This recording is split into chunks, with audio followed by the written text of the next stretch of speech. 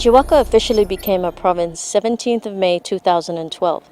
It comprises 3 districts, Anglim South Wagi, North Wagi and Jimmy District. Minch is a ghost town of what it used to be. The airstrip is no longer in use and there are very few businesses still operating.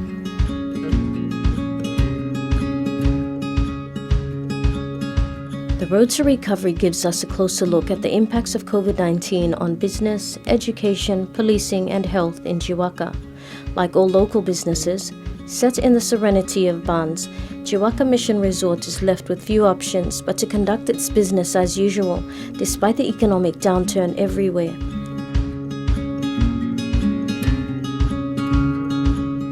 Yes, you can see I don't have the mask right now, but I believe in good facial contact when doing this kind of business. However, we have, sanitation. We have, covered general guidelines set by the WHO. When people come, we tell them about, social distancing and, table arrangement and all this. So we do all these things here. Tourism is dead. COVID-19 has chased tourists away. However, we have local tourists. People in Papua New Guinea, they would want to travel too.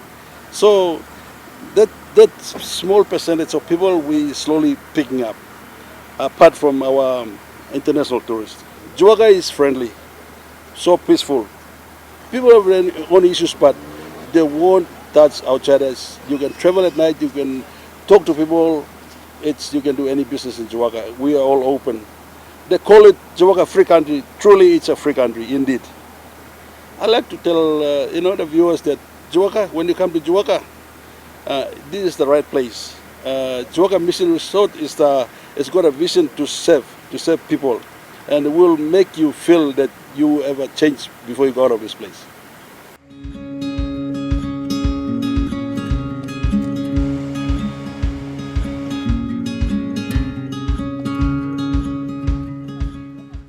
JMR is only one business affected, but by sharing a story of resilience, we can share hope and help other local businesses.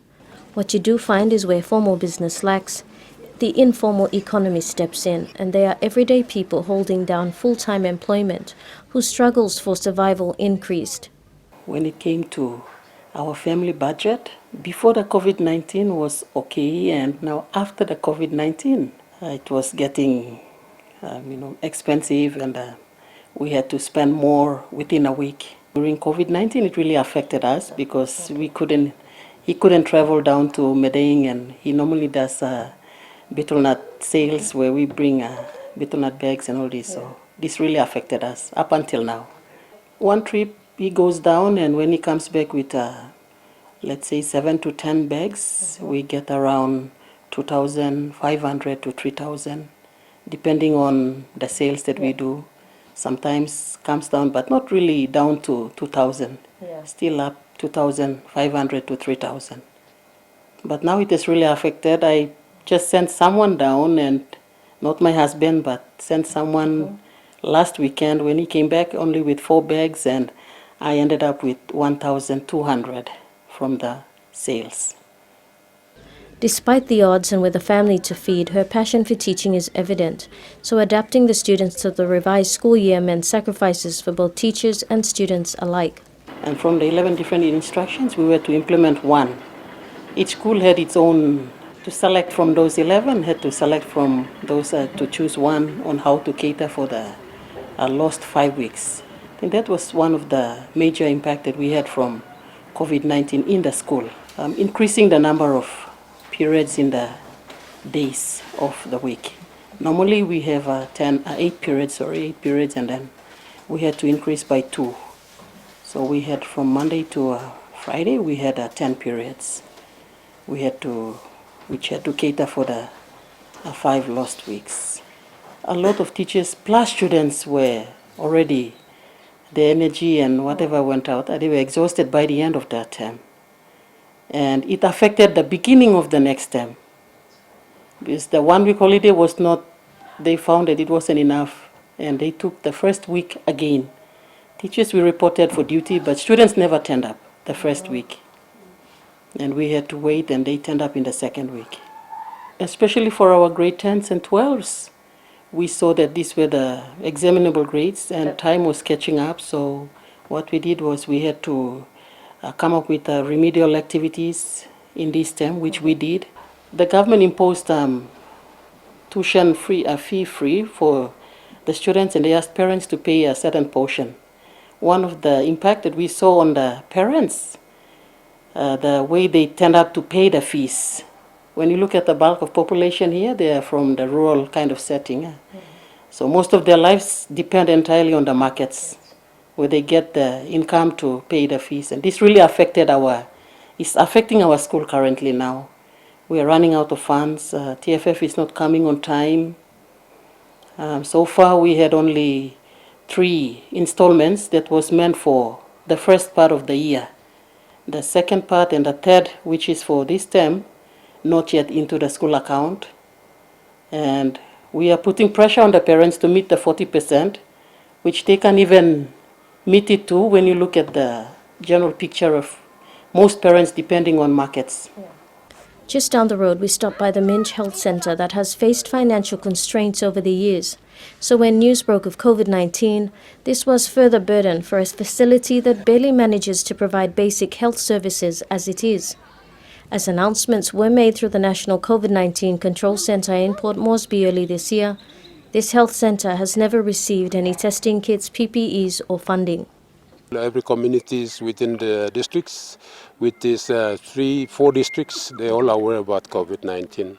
We just only use what we have to minimize all these issues. We provide preventive measures and inform others and next relatives or whoever comes, guidance, that's how they're going to manage with that one. Treat all minor cases, but more seriously we refer them to Kujip. Well, they treat them, but I think we don't have any facilities to confirm.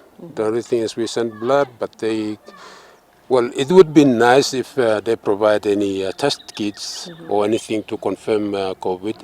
Anglip South Wagi is the most populated district, with a recent provincial health review citing 192,000 inhabitants at the time of this story. One of the key result areas that is being prioritized is health response for violence against women.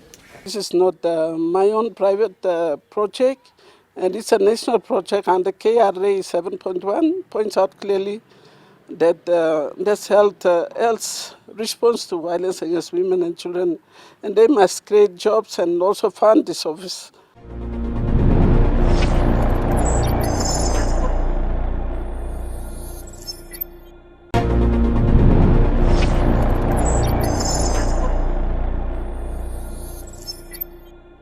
COVID-19 affected communities and services everywhere, including the country's prisons.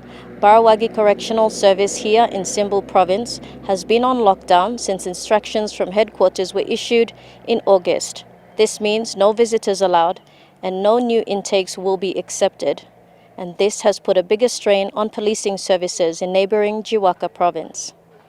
After going through quarantine, they'll have to go into the main prison compound where the majority of the prisoners are kept. So now we have a problem with separate the detention area where the new intakes from police and courts are to be kept and quarantined for 2 weeks. So a month ago, I attended the Simbul Provincial Government PMC meeting, and I told them we need a separate confinement area. And they verbally assured us that they will build a separate confinement area. But for Jiwaka Province, we have been putting our request through by the former commander, but nothing is coming forth. So currently, Barawagi CIS is closed. We can't take any more prisoners from police or courts. So the courts are getting on us, the police are getting on us, but we can't do much. Barawagi Correctional Service has a total 285 remandees, 27 of them being female. Management and staff total 39. When COVID-19 entered PNG, news spread quickly, and the prisoners made a clear stand to authorities that there be no new intakes of prisoners, even threatening a breakout.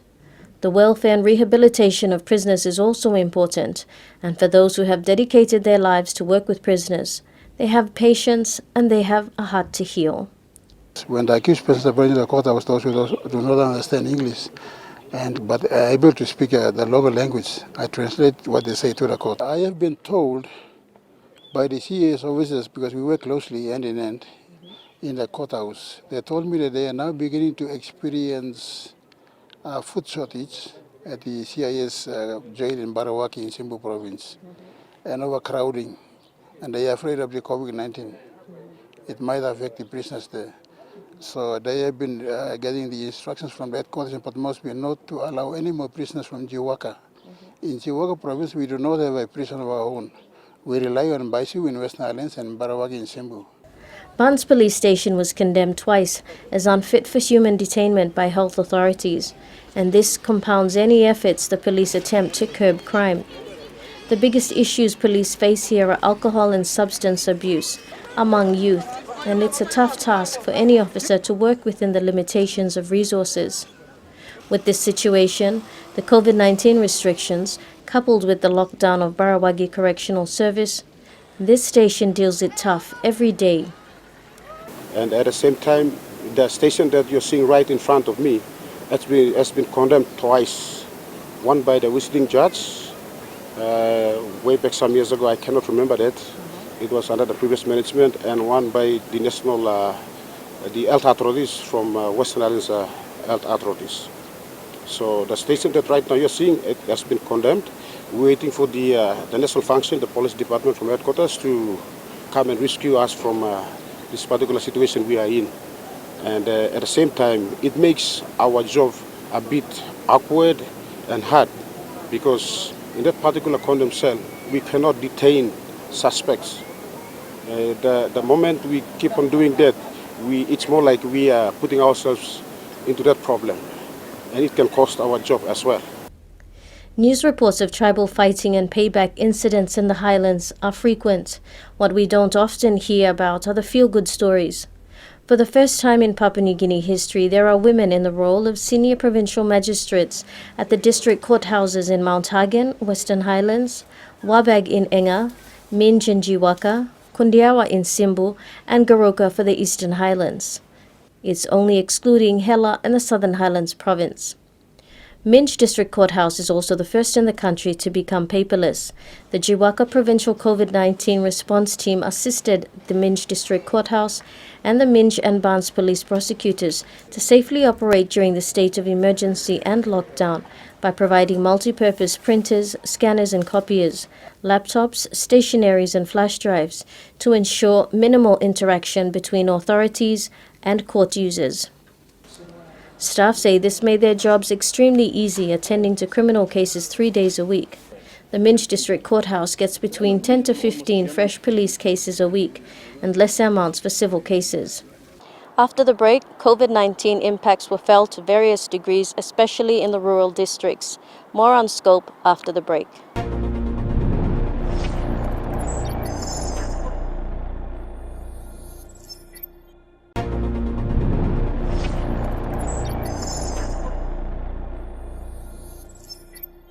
Nabillia Range in the Nabillia District of the Western Highlands province boasts some of the most fertile soil that supplies high-grade agricultural produce like sweet potatoes, English potatoes and broccoli, sold not only in the main market in Hagen town but across the Highlands region and the rest of the country.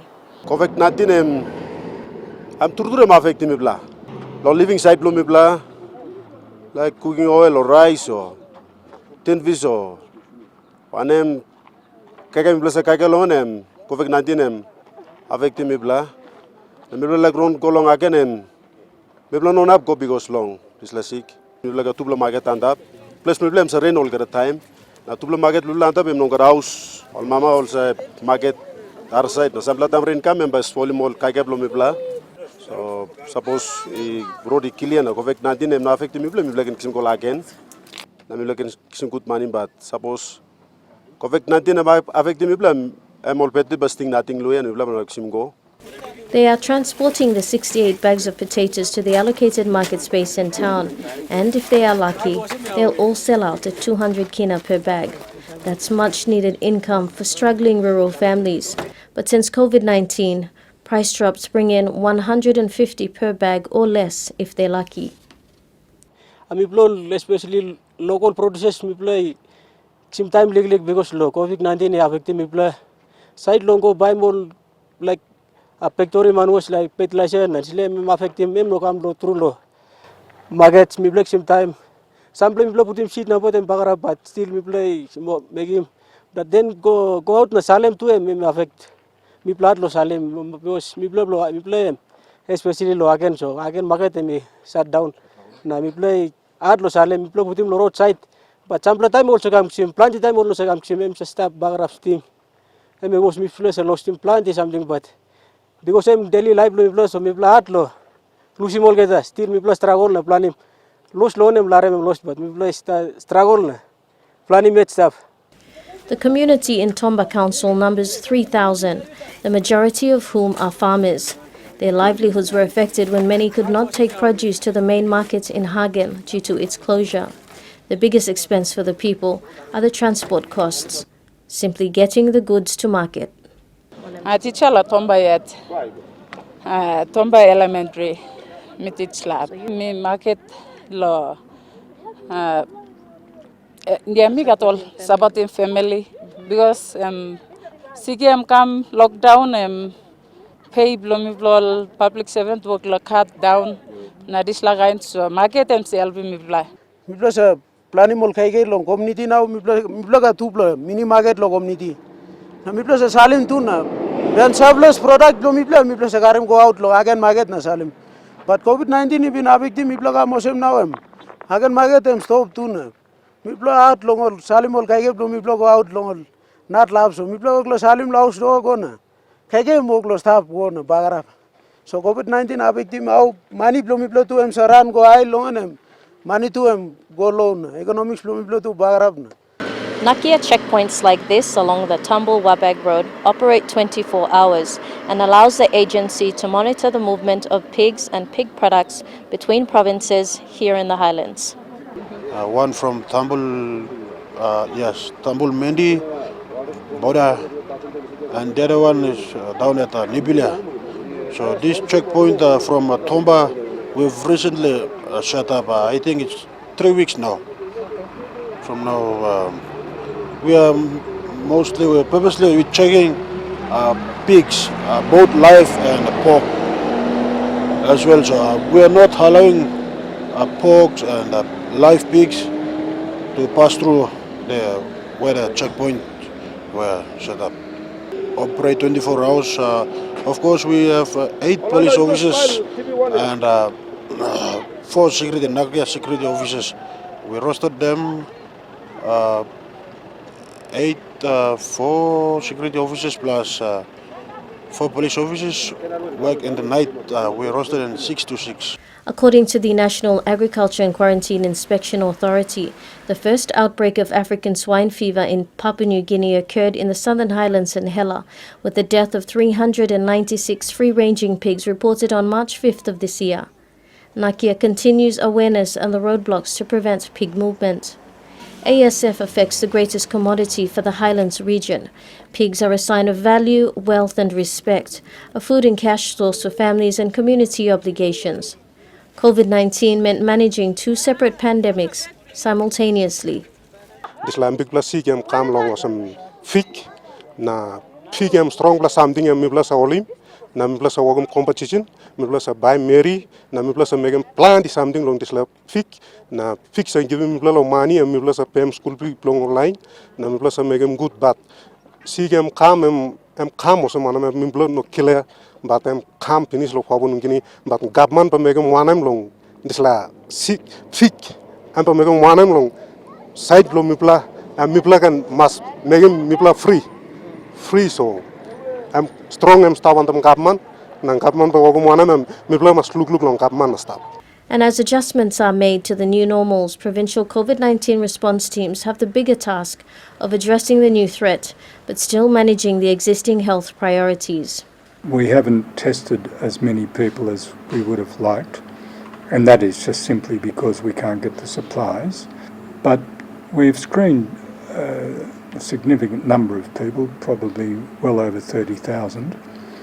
We have screening teams at the airport, so everyone that comes in by air gets screened, and everyone that comes into the gate at the hospital gets screened. We haven't had any positive cases yet that we know of. Why I say that we know of, because the lead time for getting results has been quite long. We've trained all our staff, so it doesn't matter what you do in my PHA, you will have had COVID training. So we believe we're well prepared. COVID has done is it's taken the focus away from a lot of other things. We're making sure that our immunisation rates, for example, stay up. We're not prepared to have people in the rural facilities say, oh, well, we're working on COVID, therefore we can't do the routine things. And clearly immunisation is one of the great things, because you're preventing disease. In our own COVID meeting, we meet 3 times a week. In our own COVID meeting, we talked this morning about we're approaching 1 million deaths worldwide from COVID. But we lose more people than that through TB. We wrap up this episode of The Road to Recovery looking at Papua New Guinea's response to COVID-19 here in the Highlands region. Next week, with restrictions still on international travel, Milne Bay tour operators must now target domestic tourism. I'm Hannah Joku. Join me then.